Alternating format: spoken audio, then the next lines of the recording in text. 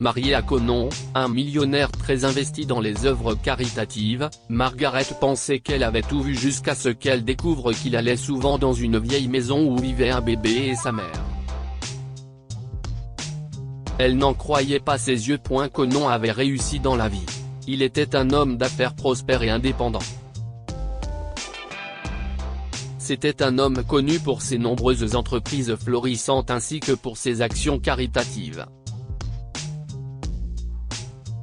Conon était quelqu'un de très gentil qui n'hésitait pas à donner son argent à des orphelinats et à des hôpitaux. Sa manière de vivre contrastait beaucoup avec celle de sa femme. Margaret n'aime pas voir son mari dépenser ainsi son argent. Pour elle, ce n'était pas un investissement rentable et par voie de conséquence, c'était une dépense inutile. Ce qui l'intéressait, c'était de posséder les derniers produits à la mode, de voyager et de vivre dans le luxe. Un jour, en discutant avec une de ses amies, Margaret a appris que son mari se rendait souvent dans une vieille cabane en métal. Celle-ci se trouvait près d'un parc à caravanes. Elle avait également appris que Conon y rencontrait une personne qu'elle ne connaissait pas. La fréquence de ces visites lui fit craindre le pire. Elle s'imaginait que son mari la trompait, ou pire qu'il avait un enfant illégitime. Ce soir-là, lorsqu'il rentra, Margaret demanda à Conon où il avait passé la soirée. Il lui avait répondu qu'il était allé rendre visite à un de ses amis. Mais, la jeune femme était convaincue qu'il s'agissait d'un mensonge. Les jours qui suivirent, elle se mit à suivre son mari pour savoir où il allait et ce qu'il y faisait. C'est ainsi qu'en arrivant à la cabane en métal, elle découvrit une vieille poussette et entendit les pleurs d'un enfant. Dans son esprit, Margaret vit ses pires craintes se réaliser. Furieuse, elle entra en trombe dans la maison.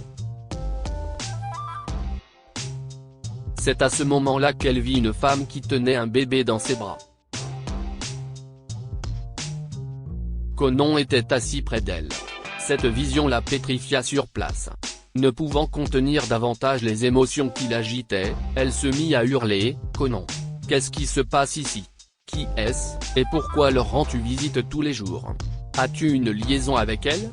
Essayant de ramener sa femme à la raison, Conon lui suggéra de rentrer pour qu'ils puissent en discuter plus calmement. Margaret fixa un regard sévère sur la jeune femme et son bébé, mais elle accepta tout de même de quitter la vieille cabane. À peine étaient-ils arrivés que Margaret ouvrit les hostilités. « Je t'écoute, explique-toi », lança-t-elle. Devant la fureur de sa femme, il commença son plaidoyer « Tu sais que je ne te tromperai jamais, Margaret. Ça me blesse que tu aies même pensé ça. Cependant, je dois admettre que je t'ai caché des choses. Je sais que tu désapprouves mon travail de charité, mais c'est quelque chose que je veux continuer à faire. »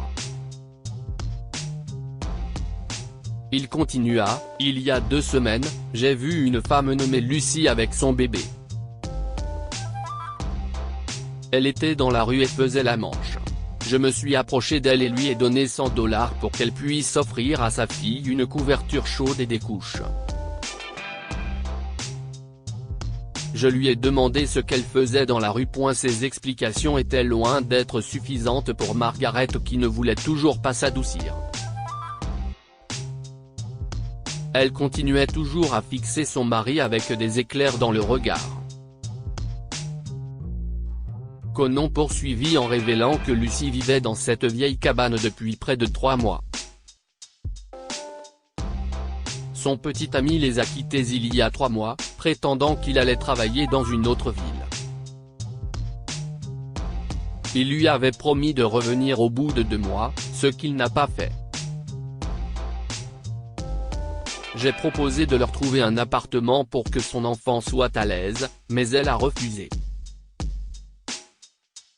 Elle a dit qu'elle aimait son compagnon et qu'elle voulait l'attendre à l'endroit où il avait dit qu'il reviendrait, avait précisé Conon. Il avait ajouté qu'il ne pourrait pas se pardonner si quelque chose arrivait à la jeune femme ou à son bébé, surtout après tout ce qu'ils avaient traversé. C'est la raison pour laquelle il leur rendait souvent visite. Il pouvait ainsi leur apporter des repas chauds et d'autres produits de première nécessité. Margaret, qui ne croyait pas un mot de ce qu'il racontait, l'accusa une fois de plus d'avoir une liaison avec Lucy. Conon tenta de nouveau de lui expliquer qu'il venait simplement en aide à la jeune femme et qu'il n'avait aucun autre type de relation avec elle. À la fin, il demanda à Margaret, « Ne les aiderais-tu pas aussi si tu étais à ma place ?» Implacable, elle répondit par la négative et demanda à son mari de cesser sur le champ d'apporter son aide à la jeune femme. Dans le cas contraire, elle le menaça de demander le divorce. Voyant qu'il n'arrivait à rien, Conon se contenta de secouer la tête et de dire « Je ne vais pas faire ça, Margaret. Ne me menace pas de divorce juste parce que tu n'aimes pas que j'aide d'autres personnes. Nous avons plus d'argent qu'il n'en faut pour toute une vie. Qu'est-ce que quelques milliers de dollars pour aider les autres ?» Comprenant que Conon ne changerait pas d'avis, Margaret se mit en colère et sortit en trombe de la salle à manger. Le lendemain, elle prit une décision qui allait faire énormément de mal à la femme qu'elle estimait être responsable de la dérive de son couple. Elle alla au tribunal afin de faire révoquer les droits parentaux de Lucy. Pour ce faire, elle déclara que la jeune femme était incapable de subvenir aux besoins de sa fille et qu'elle s'en prenait à des hommes mariés pour qu'ils lui donnent de l'argent. Ayant été informé des agissements de Margaret, Conon ne tarda pas à faire irruption au tribunal. Il était si furieux que lorsqu'il entra dans l'enceinte du palais de justice, il se dirigea directement vers le bureau de l'assistant du procureur où Margaret se trouvait. Il lui demanda « Que penses-tu être en train de faire ?» Tournant ostensiblement la tête vers son mari, Margaret répondit froidement « Je fais ce que cette femme mérite. » Choqué par la méchanceté de celle qu'il avait épousée, Conon explosa « N'as-tu aucune compassion pour les autres ? Je n'arrive pas à croire que j'ai épousé un tel monstre. Monsieur le procureur, veuillez nous excuser. » Il sortit en tirant Margaret hors du bureau. Ne pouvant se contenir plus longtemps, il demanda à sa femme, « Margaret, ne comprends-tu toujours pas pourquoi je suis si enclin à la soutenir ?» Il lui expliqua pourquoi il s'était lancé dans les actions caritatives. Durant son enfance, sa mère et lui avaient connu la pauvreté et la misère. Son père était parti quand il n'avait que 4 ans. Pour subvenir à leurs besoins, il devait mendier dans la rue ou recourir à des banques alimentaires. Margaret, qui était déjà au courant de cette histoire, n'éprouva aucun remords. Pour elle, l'important était que Conon avait réussi à se tirer de là, ce qui lui permettait de vivre dans le luxe. J'ai maintenant la capacité de faire en sorte que les personnes, que je rencontre, n'aient pas à vivre la même chose et tu n'as pas le droit de me priver d'aider les autres avec l'argent que j'ai travaillé dur pour gagner. Je ne sais pas pourquoi j'ai passé autant de temps avec un tel monstre. J'en ai fini avec cette relation. Je demande le divorce, dit-il en jetant un dernier regard à Margaret avant de partir. Abasourdie, Margaret essaya de poursuivre Conon, le suppliant de lui donner une autre chance, mais il refusa. Après avoir envoyé les papiers de divorce à Margaret, il lui demanda de quitter sa maison, immédiatement. Contrainte de vivre seule, Margaret avait dû vendre tous ses produits de marque pour louer une chambre. Pendant ce temps, Conon continuait à gérer une entreprise florissante et à faire du bénévolat. Lorsque Lucie réalisa que son petit ami ne reviendrait jamais, elle eut le cœur brisé.